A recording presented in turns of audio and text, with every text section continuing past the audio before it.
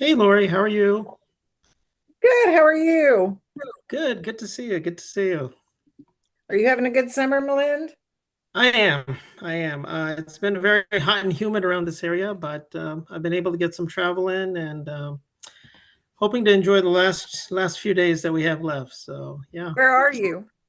I'm still in Maryland, but we've been traveling pretty much locally and domestically as well. So went out to California for a little bit and Delaware. Just came back yesterday actually from Delaware. So Now, did you yeah. go to India? Not yet. We were planning to go in April, but unfortunately I got sick and we had to cancel that. So we're probably thinking sometime next month. We're looking to do that. So hopefully that'll Okay. work. Yeah. Yeah, unfortunately I missed you guys at general conference session. We were actually planning to be out in St. Louis and we had another trip that kind of conflicted with our travel plan, so we didn't get a chance to see you guys, but I hope everything went well there. So I wasn't there for that, but they had a pretty good group that got together at okay. the GC. Yeah, so it was Wonderful. nice. Wonderful. All right, good, good. Yep.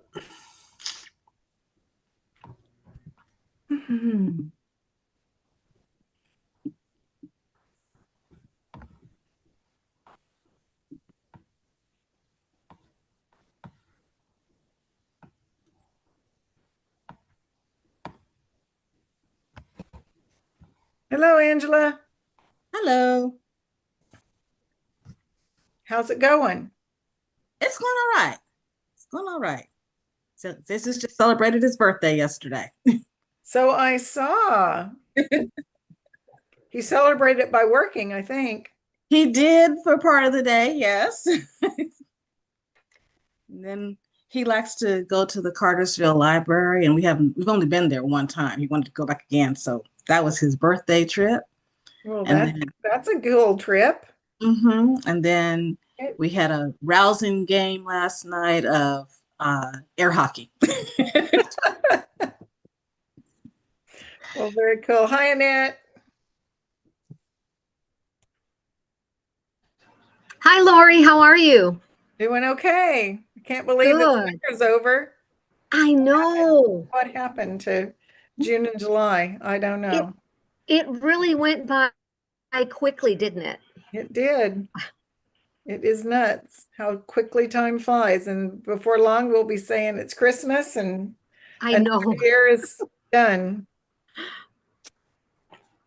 But here we are. Hey It's good to be back, though. It's good to be back. y'all. It is. It's good. We are working madly in the office trying to get kids enrolled and a schedule. Yeah. Were you able to get things worked out with the ASL? Because I hadn't checked. I didn't I check back. haven't even looked at it right now. This morning we got to work and the electricity was off, and No. then Oh, by the time I got to rolling, I'm behind. So that's how I spend. This job will make you ADD.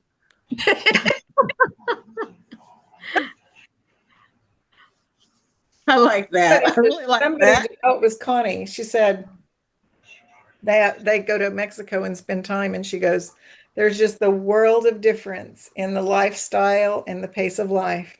We go there and it's so much more relaxed, and then we come back here and it's like race, race, race to get everything no. done." So Different.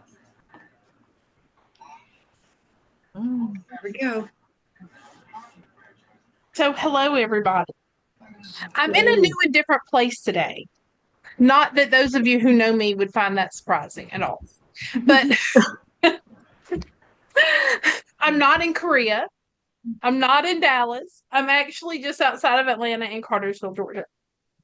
And so, I'm at my mama's house cleaning it out for the summer. And, well, not just cleaning, we're cleaning it out and we got to get it sold. She's going into assisted living. And so that's what I've done this summer. And and so I was like, let me go ahead and start setting up my place that I'm going to teach at. because this is a really pretty fabric wallpaper, but now I'm noticing that there's a mirror. The mirror needs to come down. I didn't know you could see mine and my brother's little baby picture. So some work still needs to be done. I showed up like 3 or 4 minutes early, and I was like, I don't have my close reading glasses. So then I had to run back and go get that. So at any rate, we are pulling it together. I want to give everybody about 4 more minutes so we can just chat about whatever for those 4 more minutes. That's how I usually start my classes too, because our classes are back to back to back.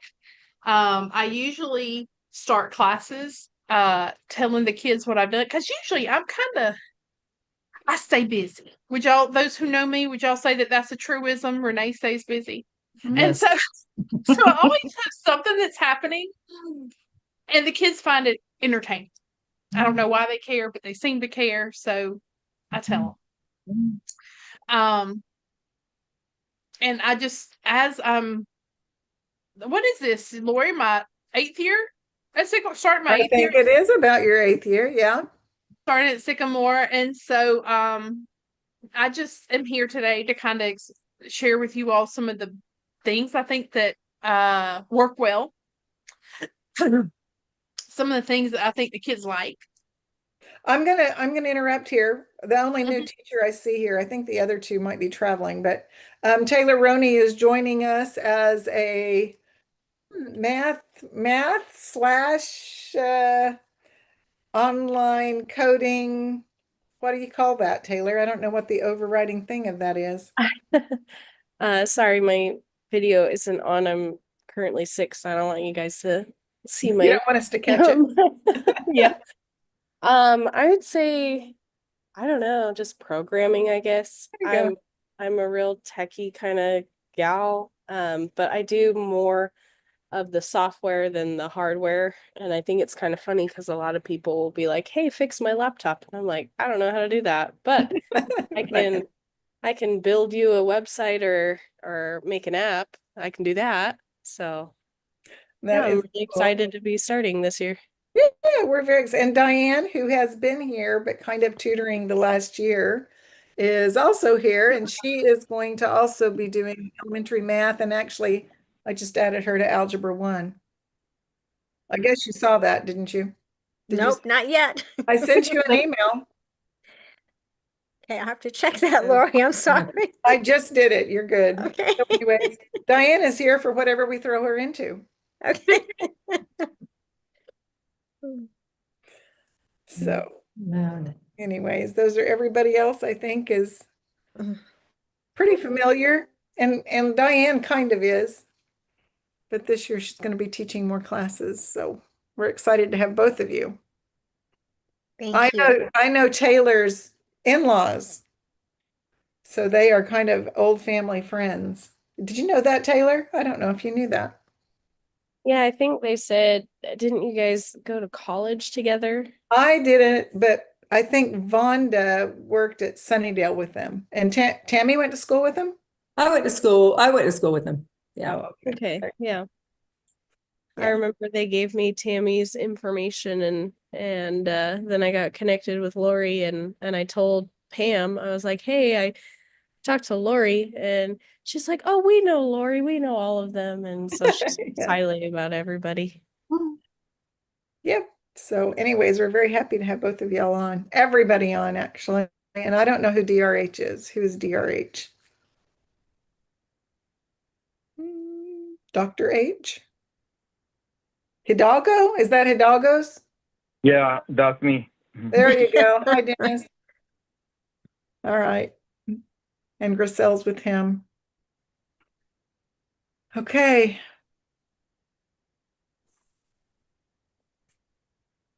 Anytime, I think. Are you ready? You want me to start now? Okay. So it's good to be with y'all again. I don't know about you, but I don't do super well during the summertime. I miss teaching. I feel like when you're doing what you were designed and created to do, and then you have like 2 or 3 months where you're not doing exactly what you were designed and created to do. I'm always glad when school starts. It's hard. It's tough. It's tough those first few weeks when you're trying to get all the administrative pieces together. But I'm always glad when we get together with the kids. If any of y'all are in the Chattanooga, Tennessee area, we are going to have a meetup with some of the kids on the 24th of this month. We would love it if you all would come. Just send me an email, and on the slideshow, once I start it, you will see my email address. And so just send me an email and say, I want to come. We're going to have pizza at Raphael's. If any of y'all have ever been to Southern, it's iconic. It's an iconic pizza place. So, yeah. So my name is Renee Miranda. And as I mentioned a little earlier, some of y'all have come in after this. I'm getting my 8th year at Sycamore, and it has been a dream job. I have 2 children, and I homeschooled them their entire educational lives.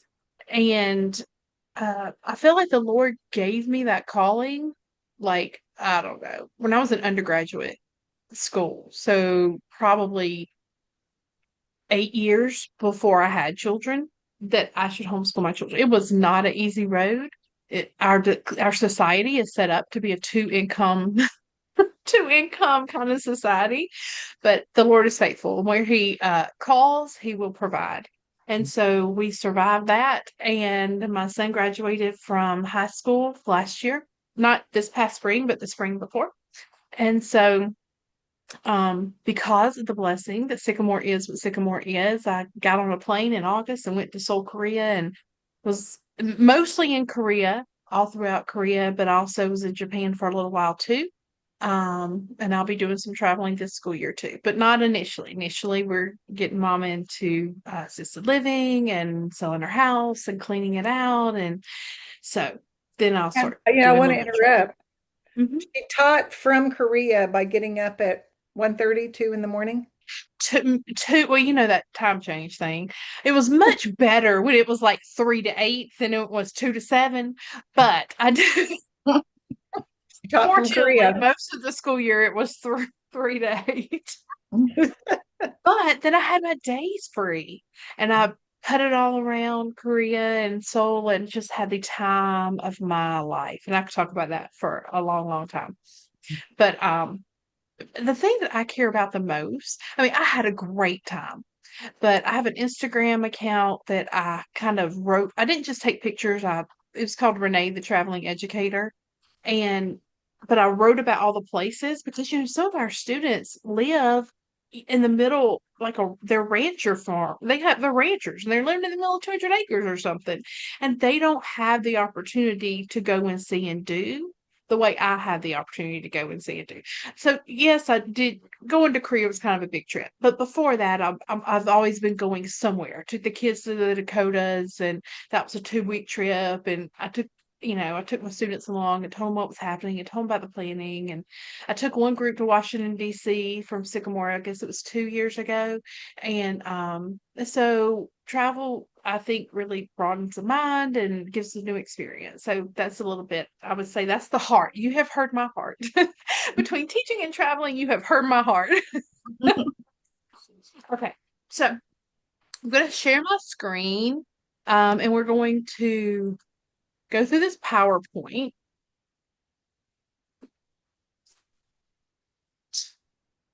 See if we can get the slideshow to go from the beginning. Okay, so this is one of the teacher trainings for 2025. I know the Bright Thinker did something. I was taking Mom to a doctor's appointment. I wasn't able to go to that, but what we're going to do you know what? Let me just go through the slides. So welcome. I love Dr. Seuss. So many of the kids, one of the things I love about Sycamore is both our diversity and the continuity of our school. So we have a lot of diversity because our students are from all over the world. I taught for the China division this last school year, which was a new experience, but I loved it. But then just having kids one year we had kids that were experiencing hurricanes in the Bahamas or Jamaica. I can't remember where those two were from. And so we got to, it was all over the news. And so our kids got to hear from those kids that are living through that, or the wildfires in California. What is that experience like? Or any of those kind of things. I love the diversity of our cultures that we have, because people can be from wherever. But then we had the continuity of many of the kids that were in ninth grade together are going to be in 10th grade together, are going to be in 11th grade together, which is not what happens when you're in the public school system, generally speaking, because they're just so large, and you have like 3 people teaching 11th grade English. And so you're not necessarily going to be with the same person for all those Englishes. So that's part of the things that I love.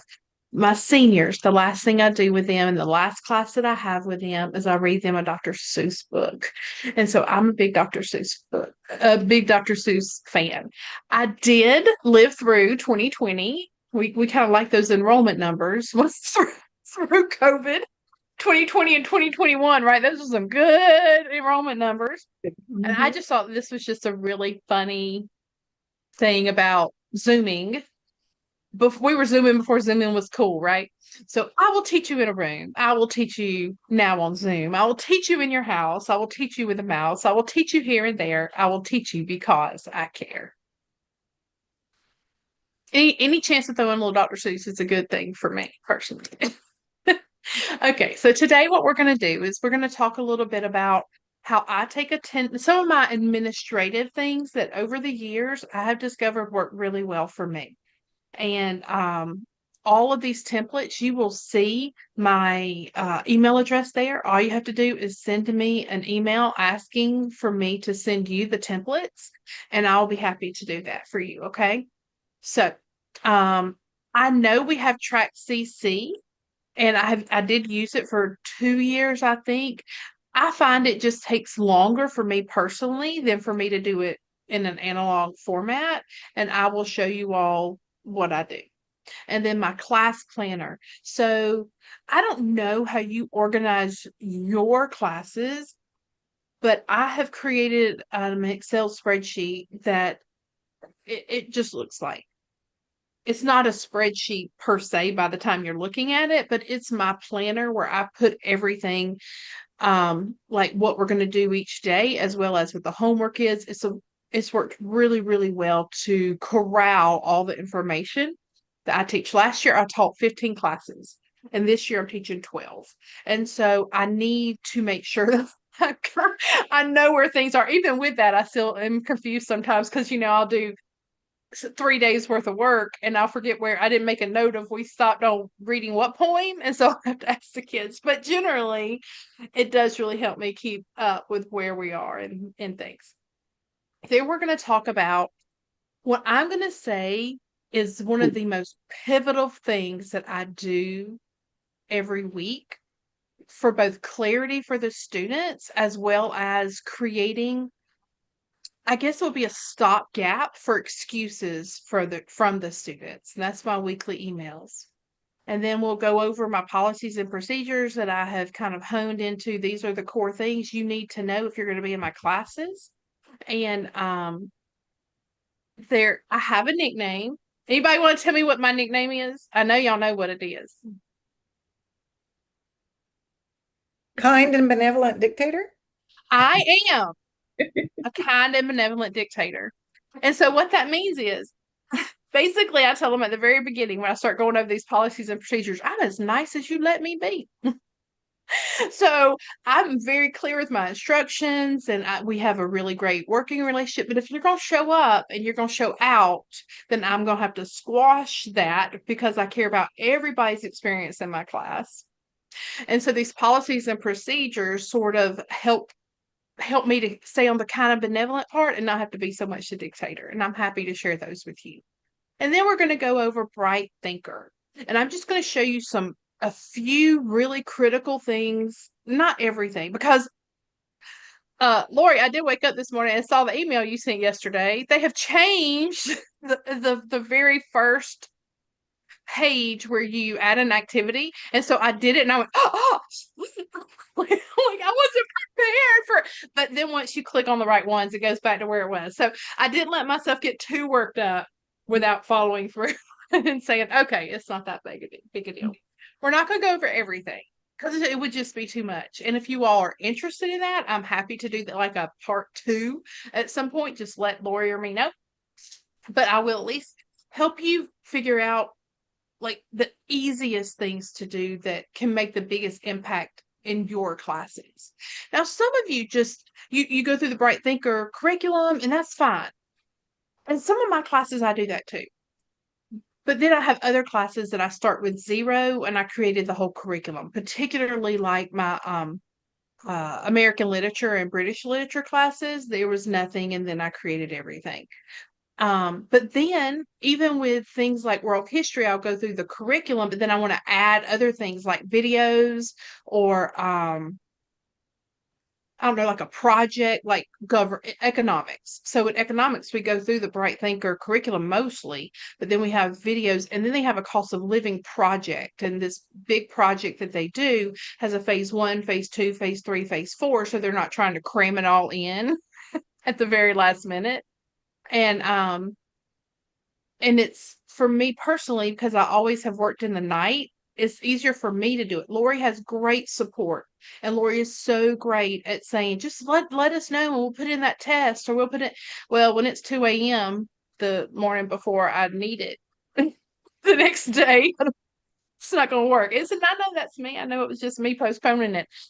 I've always woken up in the middle of the night for 2 or 3 hours, and that's when I always prep my Sycamore stuff while I was raising my children. That's how I was able to get that done. But that's just an overview of what we'll be covering today. Okay, so this is my attendance sheet. And as you can see, I have the entire semester already laid out. So all I have to do is real quickly check off who's there that day. And so I'll do it. I have the template is already ready. Well, not this one. I have to get my template. This was last year's template. But if you want a copy, I will send you a copy that'll have the days that we're in classes for the entire semester. If you want to do analog, Track CC is great if it's easier for you. This is just personally easier for me. And you will see that my email address is here. Okay, so my weekly assignments are put here on this sheet. It is an Excel spreadsheet. I can make it a Google Doc if you need it to. I don't know how that will, I don't know what it'll do to the spacing, because when you change things from Microsoft to Google Docs, it does change the spacing, but I'm happy to share it with you if y'all are interested. And typically, one of the things I really love is when I'm up here teaching and we get to the end of a unit, or the end of, you have in Bright Thinker, you have lesson, quiz, lesson, and then you have an assessment. So when we get, and I'm going to hold them responsible, if it's Wednesday, and I'm going to hold them responsible for turning in the quiz, I, for my own self, put this right here. Quiz due, like unit 2, quiz 3. And then I'd also have the unit. If it's quiz 3, then there's going to be a unit test too. That way, when I turn around and do my email at the end of the week, I have all that information here that I know that I told them. So I told it to them verbally, I verbalized it, but then I'm going to put it in writing later. And so I have one of these cubes for every one of my classes. I want to stop here for just a second. I think the other things I showed you were a little more self-explanatory, but are there any questions about this planner at all? How I use it? Anything like that? Are you handwriting in it, or are you typing in it? I handwrite in it. You do. Okay. Because I usually just keep it right here to my right. To my right, and so I just make a quick note. You print a lot of pages at the beginning, and then. That's exactly right. Yes. And I think it's something like however many weeks we have. I usually do some extra ones in case there's some kind of mix up, but it's like 30 pages. I I'm gonna put a little thing in here. We actually have, can y'all see me? Yes. We have a bunch of these. These are lesson plan books. And we have a bunch. If anybody would like to receive one, we can mail one off to you. And they're inside. You would have to handwrite it, but I don't know if you can see it. But it has the days of the week across, and then it has the subjects up and down. And actually, I think it has an attendance chart in the back too. So if anybody would like to get one of those, we will mail those off to you. We have quite a few. So Mrs. Hall uses those. And I used them when I was teaching a class just because I like handwriting some things. I have a Bonnie? question. Mhm. Yeah, how long does it take you daily to fill that out? I mean, not long at all. I mean, really, because and here's part of it. Now, remember, I'm going into my 8th year. So I kind of have like a scope and sequence, and that's one of the things. This is just the planner pages. In the back, I have some other pages that may or may not apply to you. Things like I give every one of my students one reset per semester. And so I have a place to write world history, Levi, reset unit 3, quiz 3 on this date. So I'll know he's used his one. So there are some other components to the planner that I use. But to fill this out, it doesn't take very long at all. And I usually do it like on Sunday. Because all I'm going to write is like unit 2, lesson 1. So you do that per class, yes? Yep. For every one of my classes. Yep. It doesn't take me very long at all. Sometimes I can do it between classes. That's what I was going to say. That's what I would do. Sometimes I did it at the end of the class. I'd be like, okay, tomorrow we're going to do lesson 3 and put lesson 3 in there. I particularly did that on Wednesday. Like I need to know where I'm going to pick up on Monday. I will go ahead and turn to Monday's page and go ahead and put that as the first one. And then when I fill it out on Sunday, I'll just fill out the other 2 days.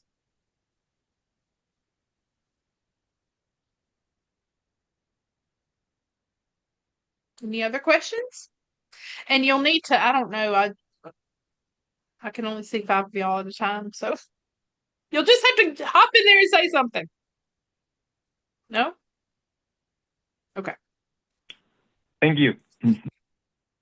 Did you have a question? No? Okay. So I also have a place in this little planner for notes. Things that like, oh, that did not work out.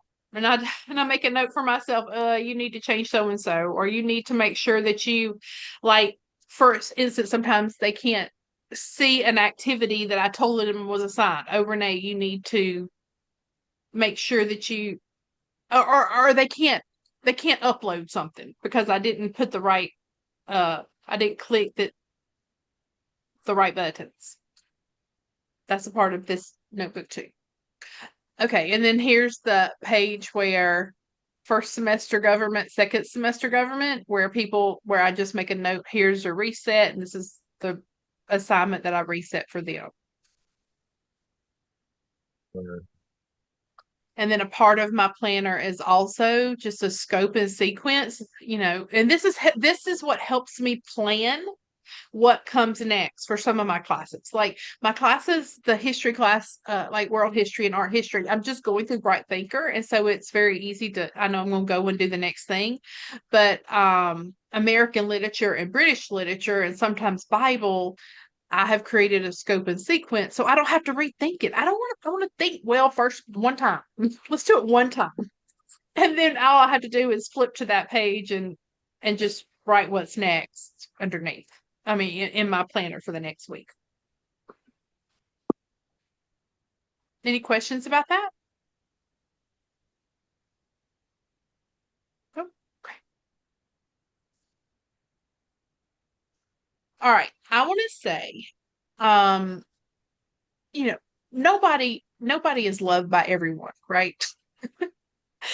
However, I'm going to say this part right here is for me, I think the kids really love it. And I think not that they love the expectation, but they love that it's very clear what my expectation is. I don't, it's not going to be like I'm going to surprise them with something one day. I believe these kids are so wrapped up in anxiety most of the time and wound so tight about a myriad of things. Not all of them, obviously, but we know that we have this epidemic of anxiety in our society. And I want to lower that. Because I want to educate them. When they're so wrapped up in their own mind and emotions and just wound tight, they can't learn as well. So I'm going to just try to create as many boundaries as possible around the expectations for when they are in my class and interacting with me, my expectations for them.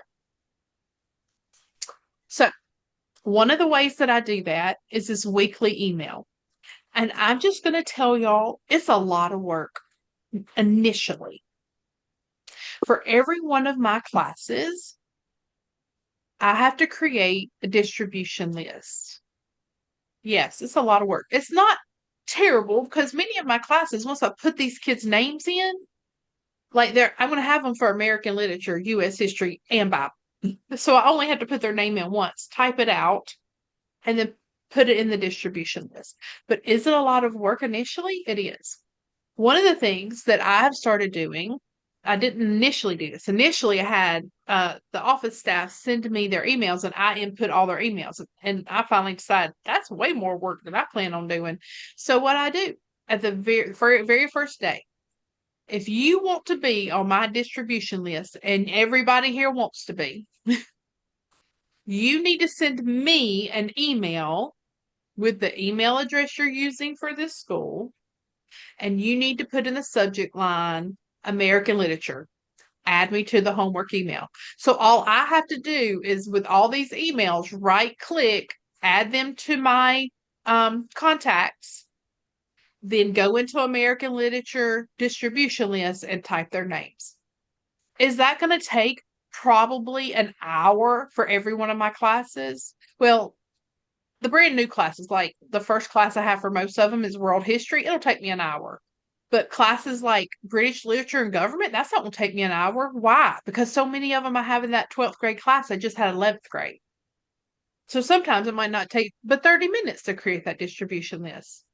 But even with all that time up front, I don't care. It is worth it. It is worth it. It is worth it because I use it all the time. Sometimes I use it just to send a quick text out like, I'm going to be 3 minutes late to class because I had this thing pop up. I'll be right there. And they know, just show up and wait. I mean, that rarely happens, but I'm just as an example. Sometimes I have to send something out really quickly. But the thing I use it the most for is this weekly email. This weekly email lays out very clearly what we did this past week, what we're going to do the next week, but the most important part is the very first. I expect you to have this assignment in by this date. It's always Monday at midnight. I always say completed before Monday, March 4th, which means Sunday night at 11:59. And if it's not, what do I tell them I'm going to do? I'm going to give you a 0. Now, am I sitting at my computer on Sunday night at 11:59 p.m.? I am not. But they know that is the expectation. So if on Monday morning at 2 a.m., which is usually when I wake up, if I say, okay, I'm going to go and close all those things out. If someone has not uploaded their work, I'm going to give them a 0. Can they complain about that? Can they say, oh, I didn't know? No, they cannot because it was in writing. Now then, I don't even do that, quite frankly. Most of the time, it's like Tuesday before I get around to it. But the expectation has been laid out. You need to have this done by Monday, before Monday. And I'm going to say this is probably one of the smartest, most helpful things for both the students and myself that I have done all these years. So, any questions about that? Well, this is also a template, right? So you would copy and paste it, and then you would just change the That one Yes, and then- every week. That's all I do. So it Is I is- called up. Yes, thank you, Lori. Yes, I know it sounds like a lot. It's not. And this past year, I taught 15 classes. I didn't even do a week in review. I told them, I was like, I'm overwhelmed. I cannot do this for, for 15 classes. But what I did do, non-negotiable, was the first part. And that was, this is what I'm holding you responsible for. And all I would do is pull up last week's work and last week's email, because I'm on that distribution list. And every week I would just save them, put them in that folder for that class. I'd just call it up, change the dates, change, and if nothing is due, I put that in writing too. They're going to get the homework email. Even if the homework email says you have no homework. So they have a very clear expectation as to what I'm going to hold them responsible for. Okay? Any questions? It's not a question. I just wanted to confirm that what you're saying is true. It's helpful for the teacher and for the students too. It's very helpful. I think it is very helpful to both. I'm going to say sometimes I've even sent out the wrong information. Like, I did not tell them they had homework, and they did have homework. And a student came back and said, that was not in the homework email. And I went, you're right. And I do not hold them responsible for that because that was my mistake. Even if I said it in class, I'm not going to give somebody a 0 if I did not put it in writing. But 99% of the time, that's not the problem. Why? Because I had it written down in my planner what the homework was. So all I had to do was just pop it right in that email. All right, no more questions? Okay. So a few key elements that should be included in your policies and procedures is your grading system, how it works, your expectations regarding class behavior, attendance, and participation, and how they can expect to receive information from you. And I am about to hold on. Transition to Bright Thinker. So we're going to stop here. This is what we're going to look at in Bright Thinker. And in Bright Thinker, we will cover this information right here in this slide. Okay. Because I put that, I put all of this stuff, the grading system, the expectations, in my Bright Thinker so that it's always right there at their fingertips. Okay. Also, while we're in Bright Thinker, we're going to look at the landing page, how you can change that. And that the landing page, for those who are brand new, that is as when you open up that class, that is the first thing they say. Okay. We're going to look at some of the course settings, how you can customize your course description, how you can organize some of your Bright Thinker material through the editor, how to create an assessment and an assignment. And it always, Lori's so great and her staff, if you want them to do your assessment and assignment, they will do it. But if you're waiting till last minute like me, you might need to do you might need to know how to do it yourself. All right, let me share. When you change applications through Zoom, I need to I have to stop sharing in order to pull that up. So give me 1 second.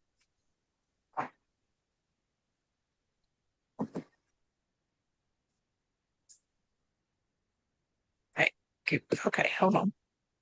I'm having a hard time finding it which is not uncommon. Share. Where is my Google page? There it is. Okay. Okay, so I'm actually going to go backwards to home. So when you first sign on, you're going to be looking at all your different classes, right? So I'm going to scroll down. I need to clean this up. I have not cleaned it up from summer school that ended June the 27th or something. All right. So we're going to just open up my world history class, okay? 25, 26. This is the first thing that my students see when they open up any of their classes. That's my goal anyway. I think they're all there. I did find out near the end that there was one or two that I had not done it, but I have a course description that I've created. And I know that sounds so laborious, right? Y'all, there's a million course descriptions online. Chat GPT it. You can, I think even maybe Bright Thinker might have some stuff about what's covered in the class when you look at Get Started, maybe. But then once it's done, and you never have to do it again. That's one of the things that I think is great. And I love the fact that when students, like this is already open, like some students are already enrolled in this class. They can already, because some of our kids, they're go-getters. Some of them, like, they already want to know what we're going to be studying. Like, it gives them something to look at and have an idea about what the class is, even before it starts. Then after the course description, I have a clear expectation of grades. This is how everything that's in your grade book, this is the weighting for each of those things. And then when you go and put in an assignment or go and put in a test, you will have that option as telling the test, this is how we're going to weight that thing. And I always have a participation option, even if it's just 10%. And what is that? You need to have your camera on, because it is so hard to teach when you cannot see who's behind the camera. And then I'll just tell them, look, this will be a reflect. You will see your no cameraing reflected in 10% of your grade. So if you had done you had 100. If you had 100 in my class, you could make more than 90 if you keep your camera off. That 10% might seem like it's little, but it's not. For this class, there's no extra resources, but I will flip over to this one right here,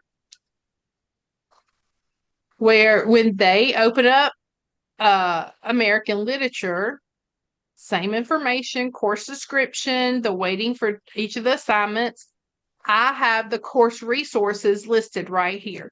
So when students are like, okay, we just finished our narrative of Frederick Douglass, what are we going to read next? And I'm going to say, just go to your landing page, because those books are there in the order that we're going to read them. And I tell them at the very beginning of the school. And sometimes you have kids that show up later, right? Like they might start 6 weeks into the semester. Everything is here, everything they need to know. Let's see here. And then I'll just go back to world history. And then there's the Zoom link, my email. And I always tell the students, look, I'm not going into Bright Thinker and reading anything. So if you want me to know something, you need to email me. I'm not going to look for your communication with me. It is going to come to me at my email address. And then my Zoom link is here. And then I love this, Lori. They did this last year where every class has this information too, encouraging the kids to come for tutoring. Love it. And they had to get through every bit of that in order to get to see the curriculum. Okay. I have all this closed up right now, and this is how mine looks. But the very first thing that on every one of my classes is this document right here. Let me stop. Renee. Yeah, I was going to say, let me stop and ask if there's questions. So we will set up, everybody's landing page will be set up with your Zoom link and with your email. So if this feels overwhelming, take care of it in time or don't do it at all. It's great and it's there for you, but you don't have to do anything. So the more that you can add, it would be great. But I just want you to know your landing page will be set up with your Zoom link and with your email and with the study hall room. So you don't have to do anything. So if you're sitting there panicking, going, I don't even know what to do, you don't have to do anything. But it is. Thank you. Okay. I do appreciate you mentioning that. I am going to show you where to go in a second so you can do it.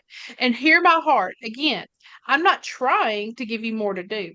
what I'm saying, what I'm trying to articulate is that if you go ahead and put these things in there, it'll save you headaches in the end. It'll save you them asking a million questions and the same question over and over again, which I personally can't stand.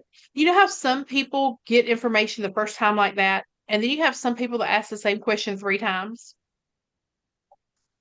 Those who get it the first time, I'm not always a first time person. I'm not. I am the asked 2 or 3 times before it settles deeply in my mind. I personally love it when I can go find the information for myself. And that's why I try to create that for my students. All right, general class information. And this is especially, I think these are, if you haven't taught before, there might be some things you might want to take. Let me, there we go. Take and use. So I just tell the kids very quickly that I start class, I take attendance at 5 minutes after. Those first 5 minutes of class, some of you are like, oh, those are such critical moments. They are critical moments. And I use those critical moments for connection. Sometimes I've had students play their heart. Sometimes I've had students show us their art they're doing. Sometimes kids will play us a video of the orchestra performance they were in. A lot of times I tell a story, or I let the kids tell a story of something they did that weekend. That time binds our hearts and minds together consistently. And am I wrong? For those of you who had kids in my class, and there's some of you who have, or who have heard, have your kids ever mentioned that, those first 5 minutes they're interested in? They just loved it.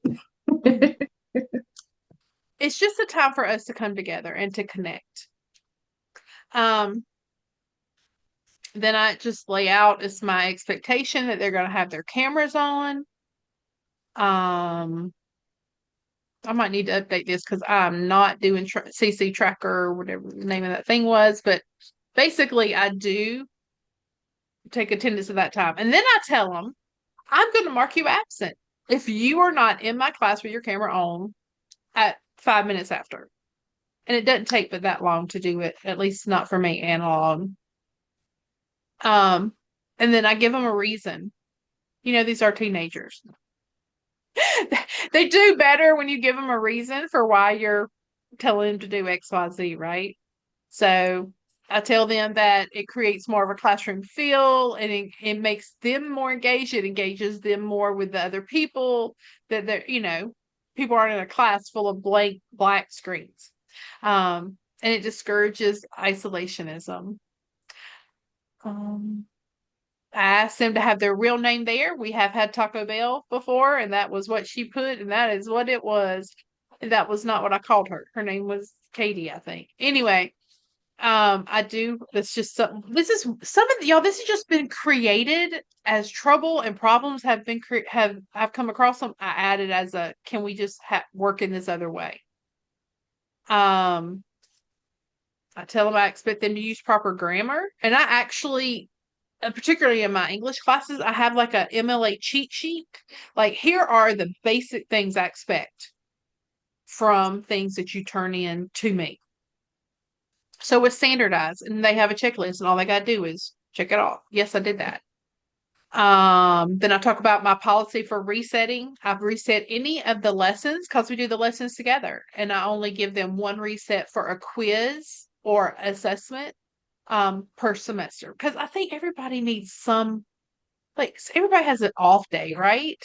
And if it's one test or one assessment, I'll reset that. And then I tell them I'll drop their lowest grade at the end of the semester. That's me being kind of benevolent. But late work, unless somebody is in a car accident or someone dies or someone's sick or something like that, I'm not taking a bunch of late work. And here's what I'm about the late work. Is it fair for those people who stayed up till midnight doing their work on Sunday to potentially make 100 on something, and then you who turned it in late to not be docked, because usually they don't want their grade docked, not to be docked? I don't think that that's fair. And so some might say, well, just dock their grades up. I'm preparing, these are high schoolers. I teach high schoolers. I'm preparing these people to have a job. I'm preparing them to know that when the boss says XYZ, you better make XYZ happen. Generally, it's not a problem. And then for me personally, because I've taught so many classes, I tell them they always need to put the class title and the subject, particularly since sometimes I have these kids for 3 and 4 classes. So if you're going to say, send me an email about and ask me a question about your grade, I need to know, are you talking about world history or art history? What class is it? So for those of you who teach a lot of classes, you might require that too. And then I just tell them that they can expect me to answer emails in the middle of the night because it's going to be weird. You know, you send emails from Miss Renee at 3 a.m. all the time. I just explain to them about me waking up. I encourage them if they have an IEP. Oh, I cannot stand this. When I'm 6 weeks in and a student finally tells me that they have a learning disability, oh, I could have been working with you for 6 weeks on something, but you chose not to tell me about it. Both of my children have learning disabilities. It's not anything to be ashamed of. It's just how you arrived on the scene. Let's figure a workaround. That's part of what I see as my role to prepare you, is to help you know how best to learn. I just happen to have a little experience with raising 2 kids with them. Maybe some of the things we had will help you too.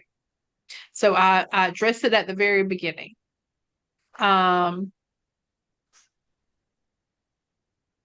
Question? And then go ahead. Yes, Bonnie. Yeah, so, and this might be partially for Miss Lori as well. Is there something that parents fill out saying if children either have an IEP or need special accommodations as they come into Sycamore? Because I feel that as well. I am right there to bend over backwards and help somebody with a disability, but I need to know what it is. And maybe have a meeting with parents that have children with disabilities. Do we have something, Miss Lori, that the parents fill out saying they need accommodation or they have an IEP or some such thing? We don't have very many of those, but when they do, we do. But like generally, they don't come in and tell us until 6 weeks down the road when their kid's failing, and then they'll say, "Oh, by the way," because when they come to us, they don't have to bring the IEP. All right. Well, I think Miss Renee, what I'm going to do, I have a contract that the parents and kids are going to sign both, and I'm just going to add that in there if there is an accommodation needed or an IEP or a known disability. Please let me know. I'm happy to work with you. Because yeah, it is a surprise, and I agree, Miss Renee. 6 weeks down the road, you could have covered a lot of ground, and now you got to now you got to backtrack and swim upstream. Yeah. Lori, I'm wondering if we can't put that in their registration, on the registration form. Does your child have any learning disability or I think it emotional? does. I think it has it in there, actually. Thought it did. I thought that when Bonnie asked the question, I thought that the registration information asked that question. Yeah, it does.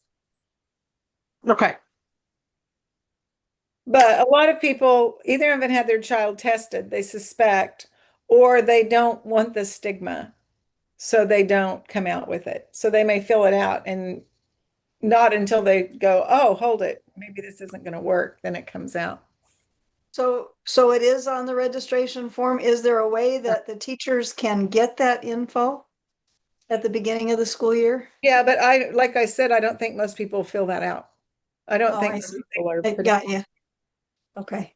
Miss Lori, Miss Renee, I know when I was in the classroom, in the brick classroom, one of the things that I was told in working with the state, for at least with Maryland, parents did not have to tell administration that their child needed an IEP. Correct. So you know, if the parents choose not to say it, then you're kind of stuck. Yeah, a little bit. Yeah. Absolutely. The bottom line is you figure it out. In 6 weeks in, you're going, this kid's got an issue, and you figure it out. But yeah, it's a problem. But if we ask and they choose not to tell us, then what, in my opinion, will you just set your child up for failure? Mm-hmm. I probably wouldn't word it quite like that, but Miss Lori knows I will be the one saying it. Like, I will be the one that said, I wouldn't say failure. I would say, you didn't set them up for success if we're 6 weeks in and I'm just now hearing about this. I want them to succeed. And then I always try to destigmatize it, because it's not like, oh, my kid's lazy. That's not what we're talking about. They arrived on the scene with a different way, just different, not worse, different way of learning. Why are you trying to hide and sneak around about it? Anyway. And then I just talk about my weekly email so that they know what they can expect regarding it. I won't rehash that. And I love it when parents ask me, can I be on that distribution list? Absolutely. I'd love for you to be on that distribution list. All right. So that is the first thing, and it is always present. It is the first thing in every one of my classes, as I showed you all before. Okay. So now let's transition a little bit. I'm switching over to my American literature class, and we're going to look at the editor. So actually, before we go there, so let's just go over this bright thinker thing. And I know for those of you who are brand new, I remember feeling overwhelmed. I had to learn, not even talking about the curriculum, but I had to learn how to navigate Bright Thinker. I had to learn to navigate Zoom. I had to learn how to navigate. I don't think we had Tracker CC, but I feel like there was a third something I needed to learn to navigate on top of just the curriculum and the administrative pieces. So I know that it can be overwhelming, and I feel you if you do feel overwhelmed. But I'm just so thankful that Lori is so gracious, and she's always like, I want to help. Let me help. If I'd call her and she'd pick up, and we all worked our way through it. So, I showed you the landing page, and that's where the activities are. But also, the next thing you can look at is the grade book. People I don't usually use. I don't even really hardly know what it is, but that is where all the kids are listed. But then editor is the second place that I go to. I usually stay on editor, quite frankly. When I even open up what we're going to do today, I'm opening it up in editor usually. So, as you can see, the first thing is just this general class information. And then I have different units that I created folders for. So no matter what it is you teach, you can create a folder, and I'll just show you how. Oh, you know what? I don't want to go there first. I mean, there yet. I want to do this other piece first. So I need to toggle. Give me 1 second. I want to go down my kind of checklist from my PowerPoint. The first thing on my PowerPoint I said I would show y'all how to do is how to change your landing page. So that landing page is where you would, actually, I think that's back in here, activities. If you want to put a course description or the weighting, we are back in activities, the first thing that pops up, okay? And you have this little this little pencil. You just click on that pencil, and you can change this to say anything you want to. Sycamore Academy is great. And then you just save it. That is all you have to do. Do you have to do anything? Like Lori said, you absolutely do not have to do anything. But if you wanted to, this is where you would change that at. And you're going to, if anybody's like, how did you get that cool font? I couldn't find that cool font. That's because I created it in Word and pasted it here. Oh, what did I do? Oh, hold on. Okay, I don't want to mess any of my stuff up. And that's not, you know what? I'm not saving it. I'm just going to close and not save anything. You sure I want to? Yes, I'm sure I want to leave and don't change a thing. Okay, there we go. We're good. But that's how you would change the other thing. And like I said, I created it in Word and just copied and pasted it over here. That's also how I was able to get these blocks here that I couldn't figure out how to make it do in Bright Thinkers. Just because I copied and pasted it from Word. Okay. So that's how you change the landing page. Just right there on the landing page, that little pencil. The next thing is we're going to have to go to editor. Most of the rest of these things are going to be in editor. So in editor, you have a little wrench here. This tool, you click on it and you see this thing that says course settings. So I'm going to say it again in case anybody is like me. I'm very slow. I'm very slow to pick up on things. That's the thing about me. I'm very slow to pick up on things, but and I ask a lot of questions. But the thing is, I'm so big picture. When I'm absorbing new information, my brain needs to make connections in like 100 different ways with that one piece of information. And then once I have it, I usually have it. So I'm slow. So if it were me, I'd be writing down editor/wrench/course settings. That's where we're going to, okay? Editor, wrench, course settings. When you are here, this is where you can change this picture. However you get your picture, however you get it, I'll tell you what I do. I'm not telling you to do it. I'm just saying what I have done in the past is I just Google it, American literature image, and I copy and paste it. Actually, you have to save it, and then you have to upload it. So, you would do that here. You would basically delete this and then you would click upload. I'm not deleting it, but that's what you would do. But some of you, you don't have to. You don't have to. I'm just telling you what I do. Let me scroll down.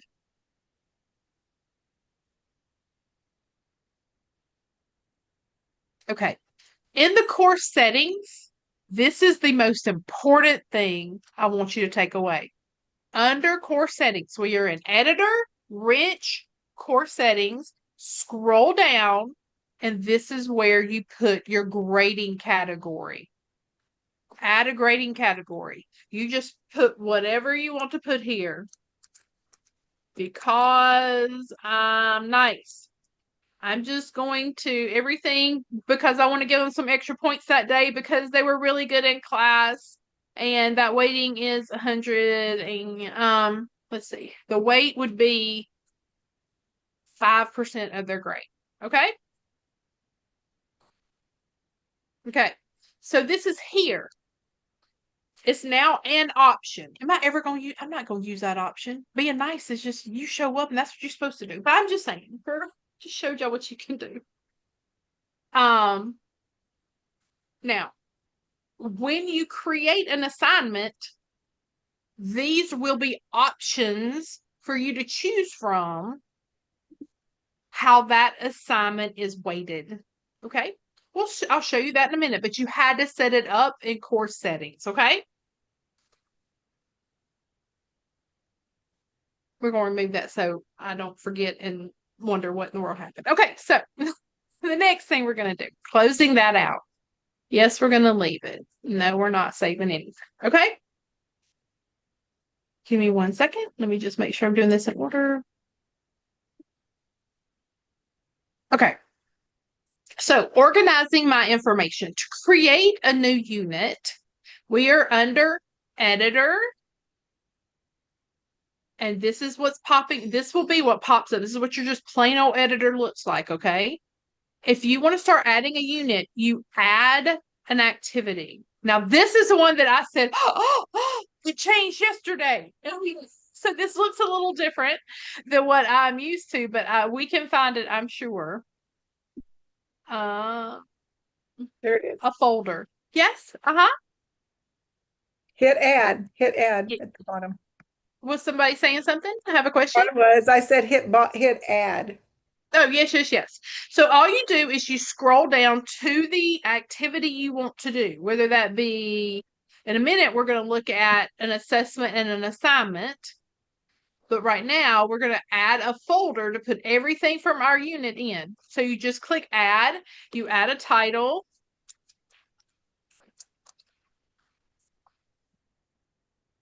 and save. And it will be the last thing. But what if I didn't want it the last thing? All you do is drag it and drop it to where you want it to be. Okay? Now, I'd like to show you how to add an activity. But when you add an activity, it's not going to go directly where you want it to. It's just always going to wind up here at the bottom. Okay? So now let's add an activity that's an assignment.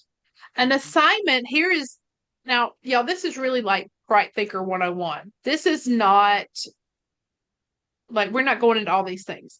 Let me tell you the difference between an assignment and an assessment. An assignment can be an assessment.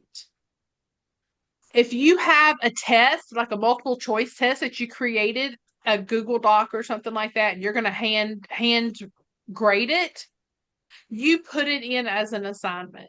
Okay? Let's look at that.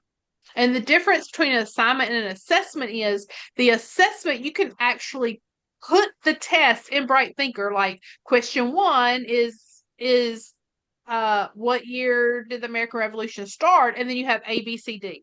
And then when the students do that, Bright Thinker grades it.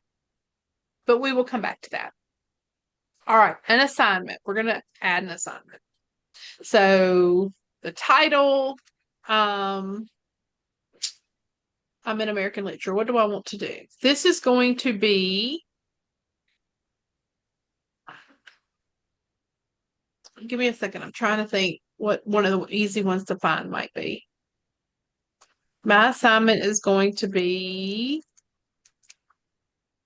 I don't know, we'll just say test. Doesn't matter really. This is really important, okay? Assignment, you put in the title, and what I do before I go any further is I go to the settings. This assignment is going to need 2 things. Every assignment, you're going to need to say, how do they submit it? Super important, because if you don't put this, that's how they're not able to submit their work. Trust me, I know, I've done it a few times. I forget to do this. So I always just let them submit a file, a Google file, an image, depending on what the assignment is, and a web address. Always a web address. And then I don't know why I click student annotations, but always a web address. And here's the reason why. Because I require my students to upload their assignments through Google Docs. If they don't attach the Google Doc, then the web address won't work. That's why it needs to be a web address. Then the other thing that's super important when you're creating an assignment is for you to come down here and give it a category. This assignment is going to be weighted like what? Is it going to be weighted as a unit test? As one of the prep for their writing assignments? So I'm not going to go into that because it's super complicated. Is it going to be the essay itself? Whatever that category is that you established in the course settings, this is where you say, this assignment is weighted that way. Okay? Any questions? Anybody want me to just repeat what I said?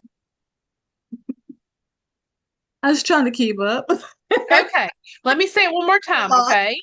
So for every assignment you create, as soon as you create, you go to here's the activity. This is the first thing you're going to see. I automatically go to settings and put in these 2 things.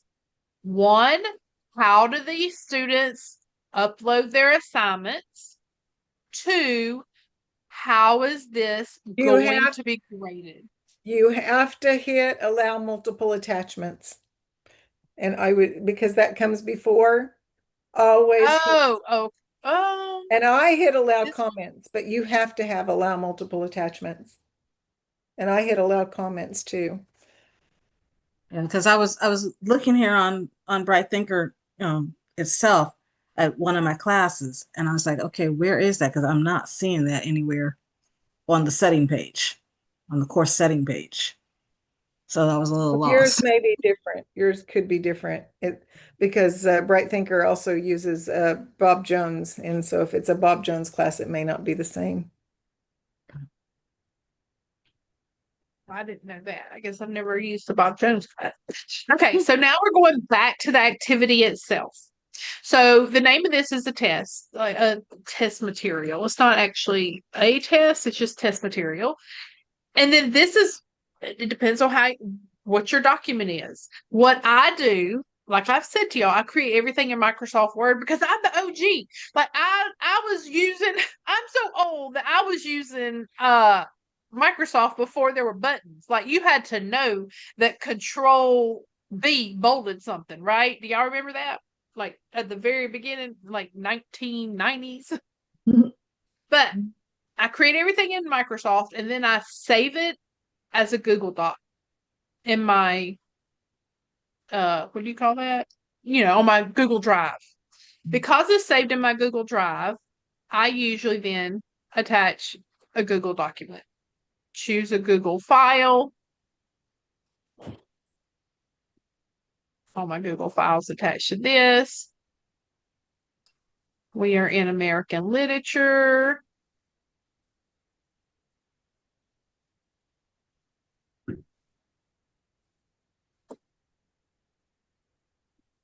And so I will attach this Norman Rockwell. They had a project they had to do.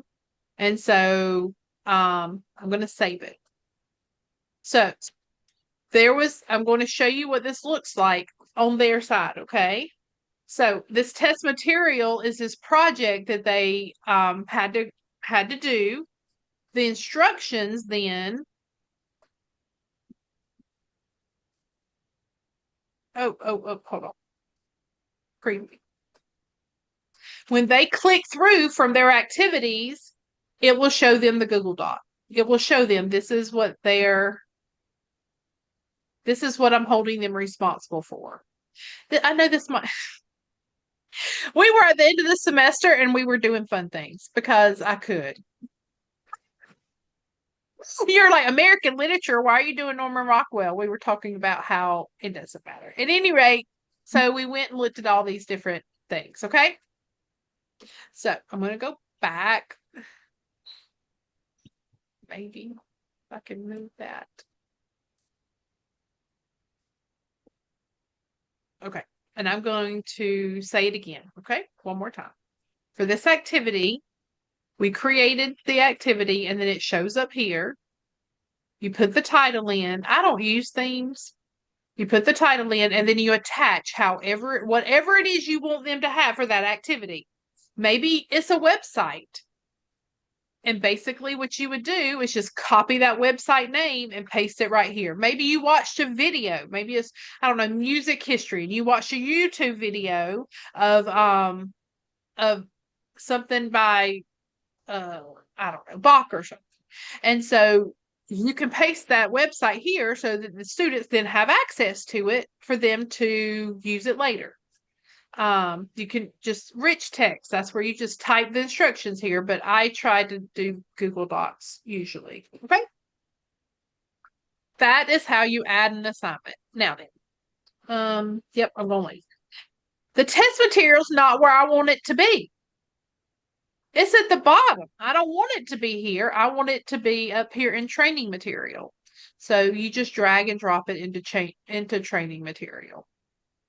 Okay. Any questions about that? And if you have questions later, you can just send me an email. You got a minute where you can Zoom with me and show me XYZ? I'm happy to help. All right, here's the last thing I want to show y'all how to do, and that is how to add an assessment. Okay, so you see assessment and add. Title, we're going to say this is going to be a test. And I go to settings. And I don't do anything except for say, what kind of test is it going to be? Like, how is it weighted? Oh no, we got to do something else too. How is it weighted? It's going to be weighted as a unit test. Let's look over here, y'all, because I want you all not to make the mistakes that I made. How many numbers of attempts are they going to make? One. If it's a test, you're not having multiple times take this test unless it's your one reset. So you get one test, one attempt, okay? And then you decide what you want. Allow them to save and continue. I don't care. They can save and continue if they want, but usually we take it in class, so it's a non-issue. But here is the issue.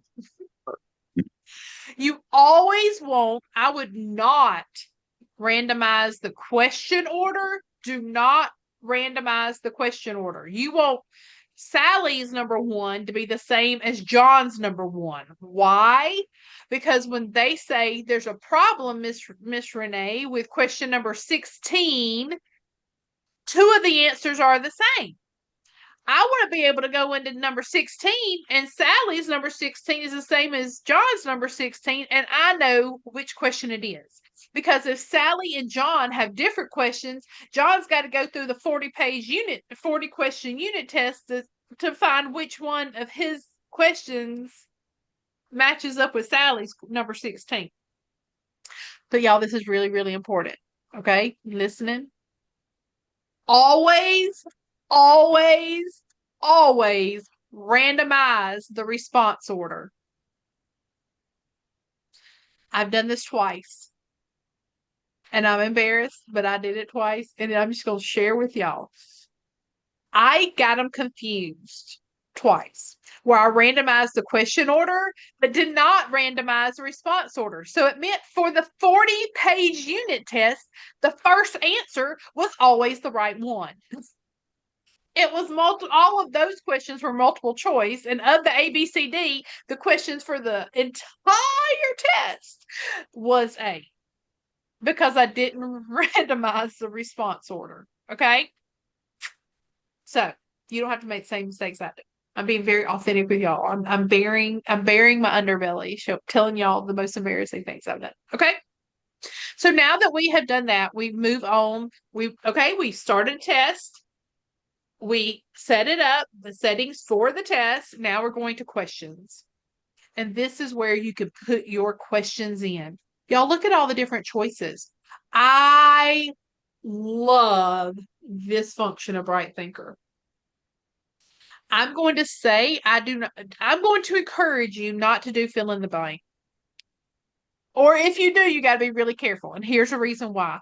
Because if it's not exactly right, like if let's say the answer is alcohol, like I don't know why that word came, but alcohol. If they capitalize that A and it's not supposed to be capitalized because it's in the middle of the sentence, then it'll mark it wrong.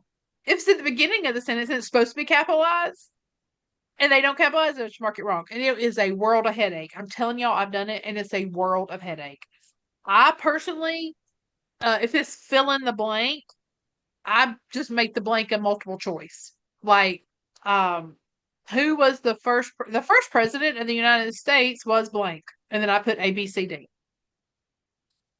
Or I've even been known to put A, B, C, D, E, F, G. Like, if you give them many options.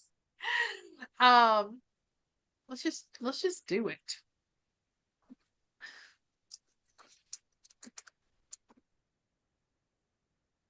I didn't spell it right. President of the US.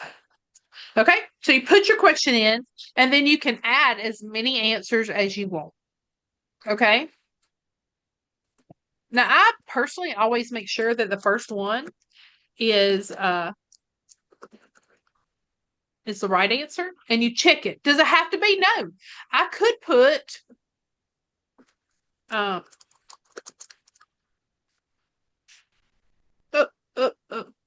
and you can copy and paste, so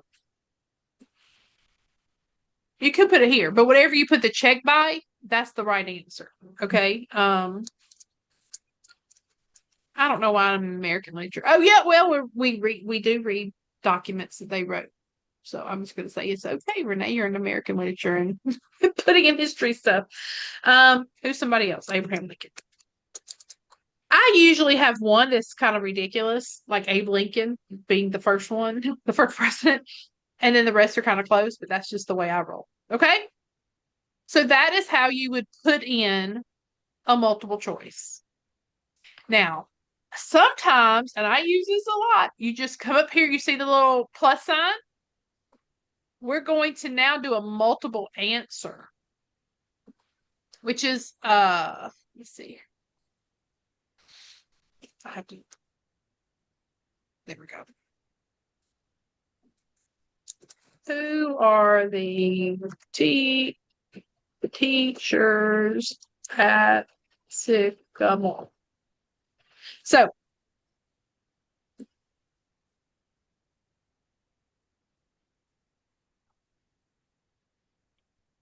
right, I'm just going to put the names that I see right here. Renee. I can do spelling. That's spelling right, finally. Yes. Ilind.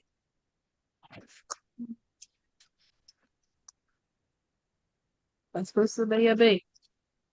I'm nervous. I don't like it when people watch me work. Jane. Xavier. Right. So what you do is you click the right answers, okay? But if it's multiple answers, you gotta have some that are wrong, right? But you could put lots and lots of options there, okay? And the beauty is then Bright Thinker grades it. Oh, I misspelled that. I'm sorry. I think I got it right now. Milind. Okay. But you could put in an essay question if you want. You could put in a matching question. We're not going to do them all because I know we're like an hour and 15 minutes into this, so we're going to wrap things up. But then it's done. And I want to encourage you all. Some of my activities, I grade, particularly like projects and things. But Bright Thinker grading it so that you can focus on teaching it, I think it's a really great thing. Particularly when you mix them. Like some things you grade because you want them to use a different part of their brain. But then some things, I just need you to repeat it to me. I need to know you know that information.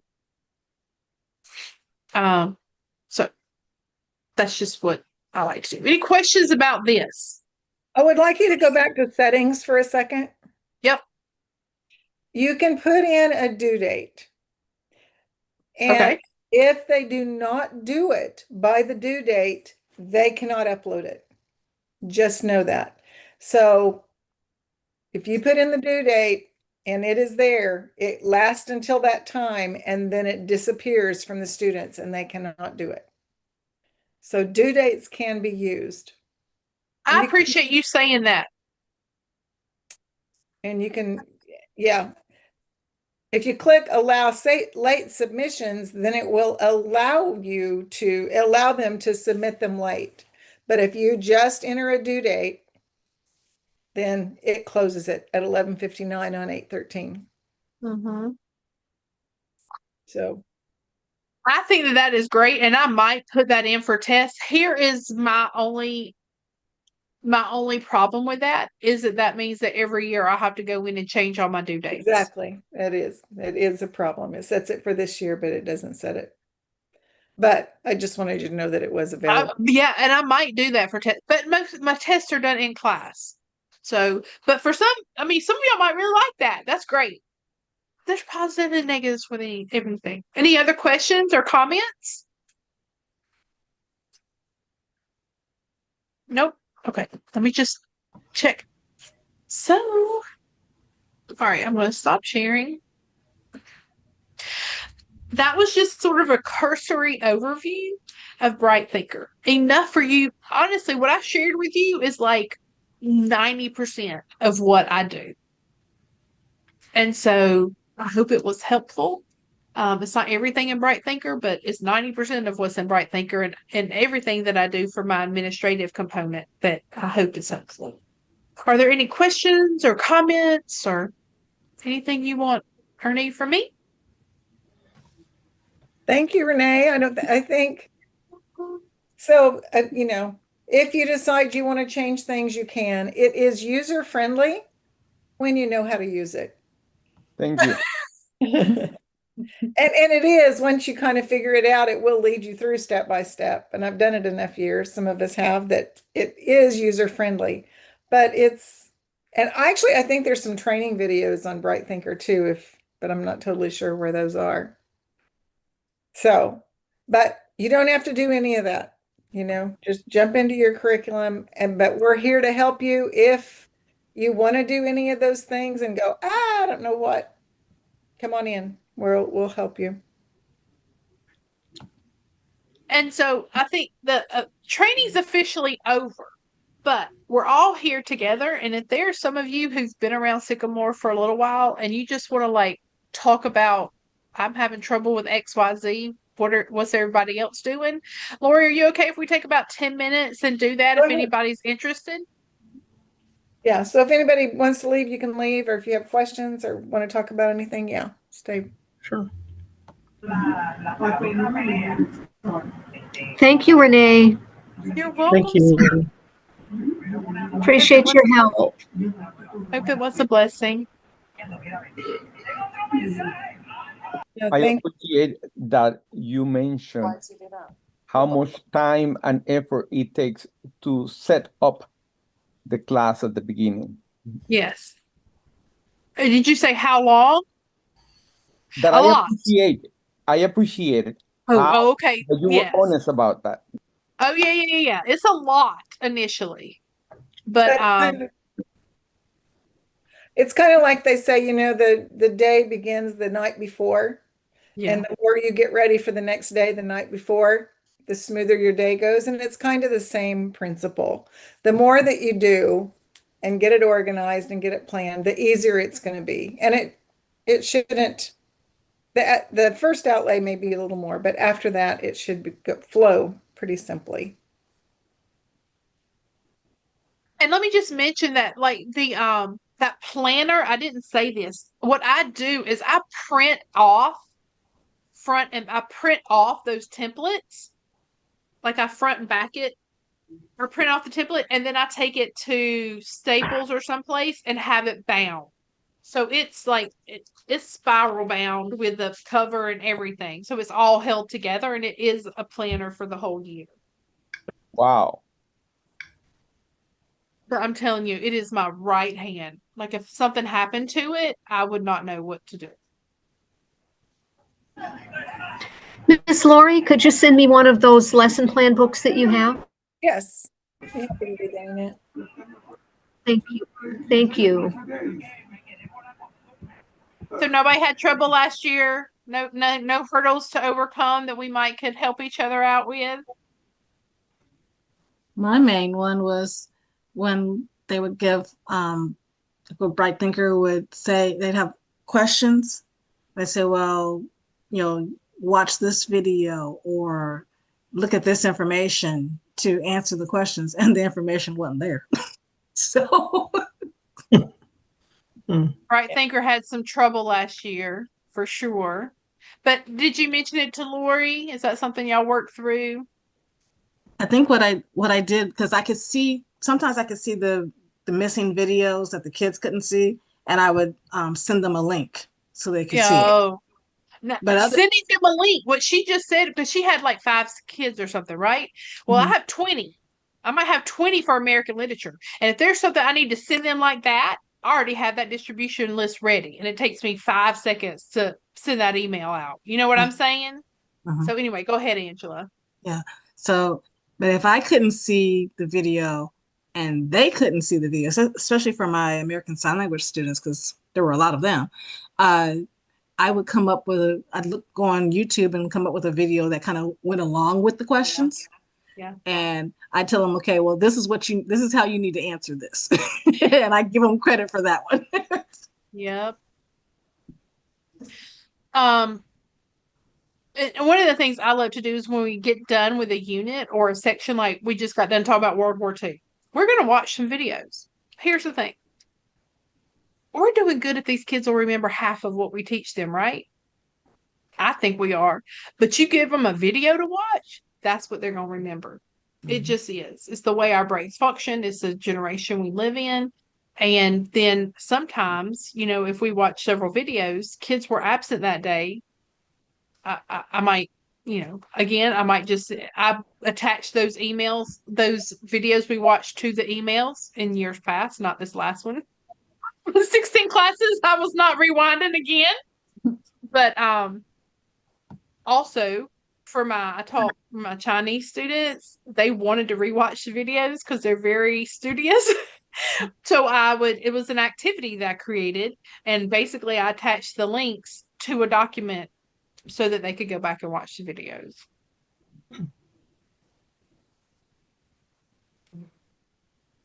No other troubles we might can sort out together?